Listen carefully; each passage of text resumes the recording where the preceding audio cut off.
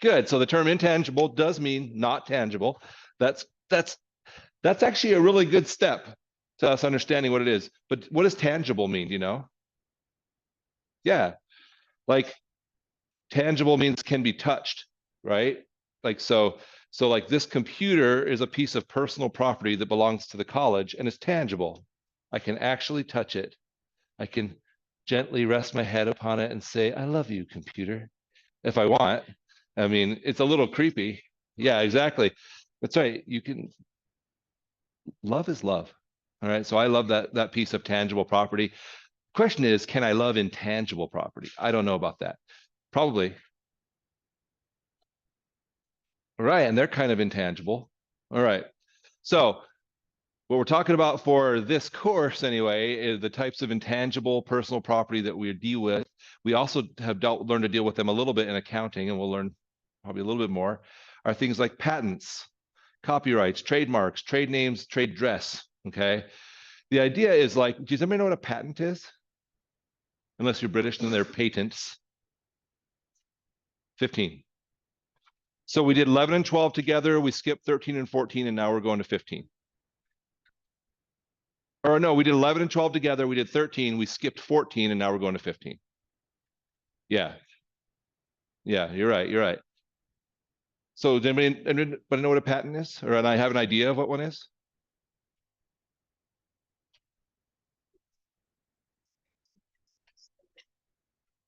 Yeah, good. So it's a type of intellectual property that you can gain if you invent something and then you can apply for a patent. And in essence, the government gives you the sole right to profit off of that invention for a limited period of time. And so the idea is like, and so a lot of new patents nowadays come for medicines. And that's part of the reason like drugs are so expensive because they put tons of research dollars into developing a new treatment for high cholesterol or heart disease or something. And they spend billions of dollars sometimes to develop it. Then they get it patented, but the patent only lasts for a certain amount of time, depending on the type of patent it is. And then once that patent runs out, right, everybody can make generic versions of it. And then so they're trying to make the money back in that window of time. Okay. So these are intangible personal property. And so typically patents are 20 years from the date they're filed and 15 years for what's called a design patent. So a design patent is something that says, say, of something that already exists, but we design a new, better way of doing it. Okay. So those patents are a little bit shorter. Like maybe I come up with I don't know, a better turbine for an electric generator or something. Recognizing that creating a turbine to generate electricity isn't a new creation, we've just improved upon it. It gives us the exclusive rights to use and profit from it, like I said.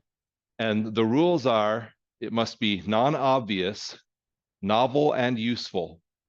So if you try to apply to the US Patent Office to get a patent and it's not non-obvious, in other words, you can't patent something that everybody just recognizes, okay? If it's not novel, which means new, and if it's not useful, so you can't just patent something dumb. But could there be some debate over what's useful and what's not useful? Sure, like Pez dispensers. Are they useful? Definitely. They're fun. So is fun equal useful, right? Like, and so what's hard about it is sometimes the patent office will reject patents and you'll be like, I thought I had a really good patent here, and they just reject it. You can, of course, hire attorneys and appeal that, and there's a process. And if you use someone's idea without their consent, then you infringed on their patent and you have legal standing to sue them and receive damages from them. So copyrights are kind of similar, except a copyright protects written work of all of those things against infringement. And so this is really dicey in the digital age, right? Some people would say, hey, if I pull it off the internet, I should have the right to use it. And the answer is false. You do not. You don't have to file for a copyright. You just have to have proof that you wrote it. So that's a little bit different. You can file for it, But really, copyright just means I wrote this work and it's my original work. Okay. And copyrights last a lot longer. They last pretty much the whole life of the writer. Think about, again, remember the whole idea of good fences and good neighbors? And then here's the same idea, right? If I invested my time and energy into developing something that's intangible, like a written work or music or a movie, shouldn't I be able to continue to profit off that and other people can't just steal it from me? It seems reasonable, but sometimes it seems a little extreme too, right? So we're trying to find this balance. If I buy a book and I loan it to Bethany, is there anything wrong with that? It does, think about it, the author could have gotten 2 book sales, but now I've just loaned it out to her. Do you think that that is a copyright infringement? Libraries do it all the time, right? Yeah, so the courts have said that's not copyright infringement. Because once you purchase the book, you're loaning the physical item, the book, to somebody else. You're not really, and you're not profiting off of it either. That's the other thing, right? I'm just, so how about this?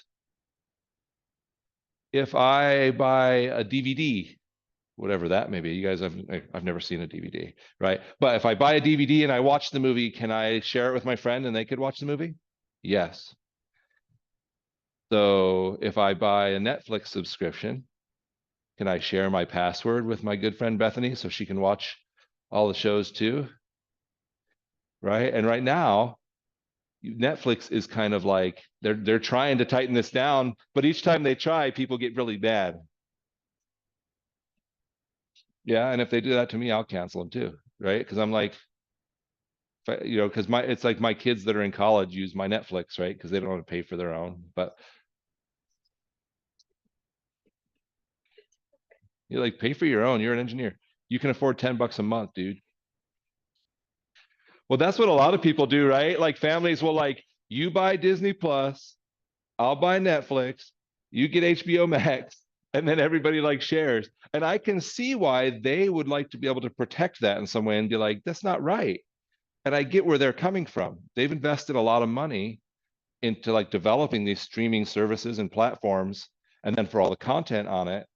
But at the same time, we're like, if it's mine, I can share it with my friends, right? Like that's, if I do, I own it? What do I own? And I think that's going to be the new frontier of copyright law, is what does ownership even mean with intangible things? Because what does it mean? So that'll be interesting to see. Copyrights usually run the lifetime of the author plus 70 years. So if I create something, it'll belong to me until I die, and then it will belong to my estate, my heirs or whatever, for another 70 years. And then after that point, so that's why, like, why do they keep making movies like some new version of like Jane Austen's Pride and Prejudice? Or because it's free. Because at this point, the author's been dead more than 70 years. And so the content of it, they don't have to pay rights to anybody. That makes sense. That's why they continue to make movies out of old stories. Because you'd think, why do we want to see that? Except that, like, something like Pride and Prejudice will sell. People still love it. It has lots of fans in the modern era. So especially like modern adaptations of it, people still love it. Or 120 years from creation or 95 years from publication, whichever is shorter if a company holds the rights. So this is if a natural person, the author of the material, and then this is if, let's say if I wrote a book during my lifetime and I needed money, and so I sold the rights of it to a publisher, where it was like I wasn't getting any royalties, I just sold them all rights to the material. Then it would last for 120 years or 95 years from publication, whichever is shorter. All right. We won't worry too much about that, but there is some case law out there on it. Again, copyrights are automatic. You don't have to apply for them. All you have to do is write the work. But it says suits can be filed until the Copyright Office is no suits can be filed until the Copyright Office is given a copy. So honestly, if you want to protect your material, the best thing you could do is submit a copy of it to the US Copyright Office. Okay. That proves you wrote it. Other people will try these weird things where they'll like put it in a sealed envelope and then mail it to themselves so it gets like postmarked and then leave it sealed. And they're like, this proves I wrote it on this date. And you're like, freaking A, just file it with the Copyright Office. But it's like I don't know why people do that. So if somebody steals your copyrighted material, you can receive damages, which includes any profits that they made from with your material, and then any costs of suing them, like your attorney's fees and all that stuff. So if you find stuff on the internet, you ever find written material on the internet? Yeah, every day. That's just the internet is a bunch of material, right? Or not just written, but videos or audio or all that. How does that work? Are you allowed to download stuff off of YouTube? If you have YouTube Premium, you can download with that, but regular YouTube, you can't. But what do you think? I mean, I've done it. You can go and do like a YouTube to MP3 converter, like so you can go just get music and convert it into an MP3 and then upload it in, digitally into your, your phone or whatever. Think that's legal or illegal? It's still a wobbly place of law. Because the idea is if I put it out there on YouTube to make it free, right? There's certainly nothing wrong with you going to the artist's approved video that they uploaded to YouTube and watching that video or listening to the music on it or whatever. Nothing wrong with that. So then the next question is, well, what about downloading that? Especially if I had to use a third party and but it's not per se illegal. It's out there. It's available for your free use. I want to put it offline on my, so sooner or later, we're going to have to get some case law that says, because I do it all the time. I will download things off of the internet and use them, but I don't make profit from them. I think where it's going to turn into a big lawsuit is if I say downloading those and then selling them. Say like and then I'm undercutting the like if they cost $1.99 on iTunes and I'll sell them for 50 cents or something like that. That's when you would see them coming after me, and probably I lose if I was trying to make a profit off of it. That seems a little different than personal use. So we'll see where that goes. And then who's liable? So we're back to our giant beach ball, right? If I download something and essentially steal it and start to make a profit from it, I could be liable for that. But so could the streaming service that didn't take proper precautions to keep me from being able to do that. So could whoever created the software that allowed me to convert YouTube to MP3 or MP4. So could the internet service provider who didn't have some sort of safeguards, right? So again, who do we sue and who's at fault? You'd say ultimately probably the person who chose to download it, probably the most at fault, right? All right, fair use. So if we take short quotes out of a written work and attribute them, the law has said over and over, court cases have said over and over, that is not copyright infringement. So if I say, if I think about writing a paper and I take a quote from the paper and I attribute it, no problem. Usually you can make research copies and educational use. We can use a lot of material at a college if we use it for educational use, as long as we're not profiting from it. Same idea. Also things like criticism. So now I'm going to take some of your writing and then I'm going to write a criticism of it, right? So-and-so said this, and then I say, here's why this is wrong. Not copyright infringement. Commentary. So now not why it's wrong, but just talking about it. Or even parody. Anybody ever heard of Weird Al? Right? He's probably the most well-known parody artist in the United States, at least. I think Amish Paradise is one of my favorite Weird Al songs, mostly because Gangsta's Paradise just takes itself so seriously. And so it's just funny to me that he just totally, yeah. But so there's actually a pretty cool case in this chapter about whether or not parody is copyright infringement or trademark infringement, or whether it's fair use. And we're checking out. All right, so trademarks are words, pictures, design, or symbols used to identify a product. So probably one of the most recognizable trademarks in the world would be the Nike swoosh. I don't know, I'm trying to think. No, I don't have Nikes on right now. Okay, so she's got one on her shoe. Nike paid a marketing firm to develop that for them. And they paid about $7 million to have that developed. And why they chose it is because it conveys action and movement, and it's very simple.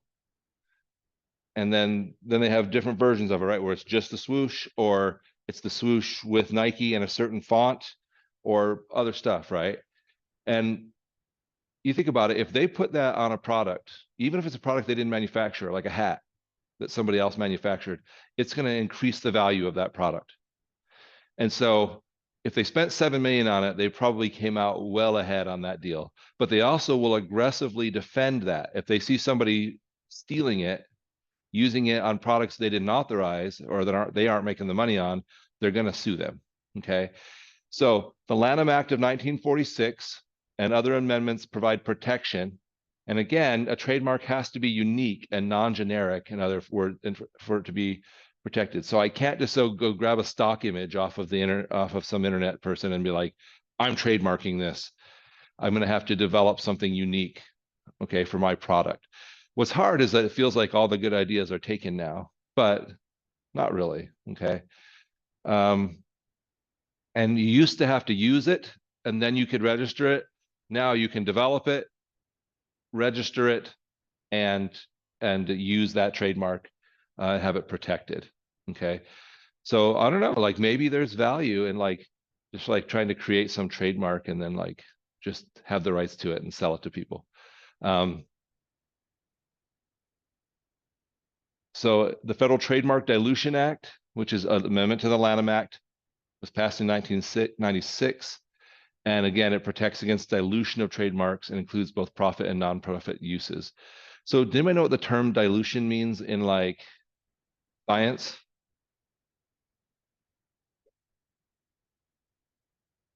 Right, yeah. So if you have an acid, right, you might dilute the acid, and now it's not as strong. Now whatever what's the word, compound you have with the acid in it might be weaker. Okay.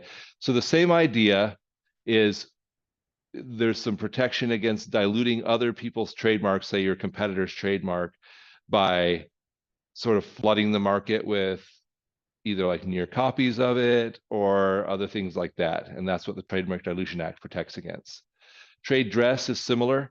Think of like a bottle of Coca-Cola, and it's not just that it has Coca-Cola written on it in that special white cursive font, but it's also the shape of the bottle and just the way the whole thing looks. That's part of its trade dress. McDonald's, just, not only do they have their trademark, the golden arches on their sign, although I guess they're getting rid of that on some of their signs now, but even the way their store looks and feels is consistent, right? Anywhere you go, you kind of like recognize, oh, that's a McDonald's, just from the way it looks. Or even Walmart, right? Like they're using the bold kind of blue and orange colors. That's part of their trade dress. Same idea. You can protect your trade dress, and you can sue people if they steal that from you. We know that the web has really, really complicated intangible property law, just because it's so easy to share intangible stuff, to share written works, to share all of this stuff. And so just know that there's several laws that you might see something about in your reading that have come up to try to help enforce with this. Recognize that just because you see something on the internet doesn't mean you have the right to use it without attribution. And what I mean by attribution is citing the source. Some of you may have seen in this class where you've done work and I've sent it back to you and said, you didn't cite any sources, and clearly this wasn't all your own work, so please resubmit it with cited sources. So that's not me trying to be mean. That's me trying to to teach you something that will be valuable, because when you get in a university and do that, they'll just give you a 0 on it and there'll be no second chance. They expect you to just know that, right? So, and then, so what can you do if somebody steals your great ideas, Casey? You can sue their bud. What? Sue them. Yeah, Casey loves suing people, right? You've been in like what, 12 or 14 civil suits already in your life? Yeah, and you're like what, 19? So, oh, you're 20. Okay.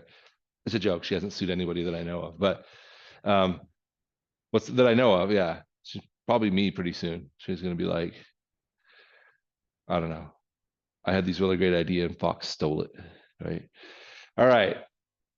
So product disparagement is in essence a tort that works the same way like a defamation tort works against a person. Okay. So if I say something really nasty about Pablo that's false, he could sue me. That's defamation. But if I say something nasty about Pablo's product that's false, he could still sue me for what's called product disparagement. Here's the elements. It has to be a statement about a business's reputation, honesty, or integrity that is untrue. Has to be published, which means said in a public place or actually printed or put out there. Okay. Remember, published for these doesn't mean like in a book that was put out by a publisher. It means put out to a broader audience. So posting it online, definitely publishing. Anybody ever see like the Wendy's Twitter account that's always like roasting its competitors and stuff like that? That it's like a funny thing, and they thought it would really like work to like attract a younger audience to liking Wendy's, and I think it worked. But they have to be careful that the roasting is not a statement about their reputation, honesty, or integrity that's untrue. So they could say like, you know, you could tell like, you could tell me like, Mr. Fox, I think you suck. Or you could tell other people, Fox sucks as a teacher. He talks too much. He shows stupid videos of giant balls hitting trucks. He's worthless. All of those statements, I would not be able to sue you for defamation for, because sucks and worthless, they don't really mean anything other than you don't like me, right? It would have to be something really specific that we could say was untrue. Because how do I prove I don't suck? You can't, because it's a statement of opinion, right? So you make a statement about the business's reputation, honesty, or integrity that is untrue. You publish it. It's directed at the business with an intent to injure. So that's stronger, right? If you say something untrue about someone else that didn't have any intent to injure, it doesn't matter. If it harms them, it harms them. Here you have to have intent, and then that caused damages. So if I put something out there about my competitors that's a lie, and I'm doing it to harm them, then they can sue me, and they should be able to sue me, right? And say, you can't just lie about people and harm their business and have no repercussions. Other types of issues, one's called palming off. That's where a company sells its product by leading buyers to believe the product is something else, like a Rolex watch with 2 X's. How many versions of things that look like iWatches, Apple Watches, are available like on Amazon? A bunch of them, right? But all they have to do is make sure it's clear in the advertisement you're not buying an Apple Watch, right? As long as that's clear, you're not going to be able to come back and sue them for palming off. But if they tell you it's a genuine thing and you make the purchase based on that knowledge, that's where they violated that. My son down in Brazil says he can buy like any soccer football jerseys of any country or any team for super cheap, right? You know, and they'll still have like the Nike swoosh or the Adidas or the Adidas, if you pronounce it that way, because you're from Europe. And how do they say it in Mexico? Adidas? Adidas or Adidas? So somewhere in the middle of those two. What do you guys, what do you say? Adidas? Okay. It's actually a German company. A guy named Adi Dassler started it, so it's Adidas, but we say Adidas here for some reason. Anyway, so, and then misappropriation. This is what protects business and trade secrets, such as like our customer list, or let's say our notes about our customers, or let's say our secret, what is it, like ingredient 7X or whatever they use to make Coca-Cola, which is like they have a secret formula for it, right? Or the Colonel's secret blend of 7 herbs and spices or whatever. Those are trade secrets. And you can, if you steal those from somebody, again, they can sue you for that. It seems reasonable, right? Like if it's like your secret recipe or something, like if that's important to you making a profit and the theft of that would harm you, you should have some protection. So that's it for intangible property rights. I think it's interesting stuff. I can tell Casey thinks it's interesting too, because she stayed really focused this whole class. So thank you, Casey. And that's all I have for you today. So you have a great day and recognize only 7 more weeks to go. You could do this.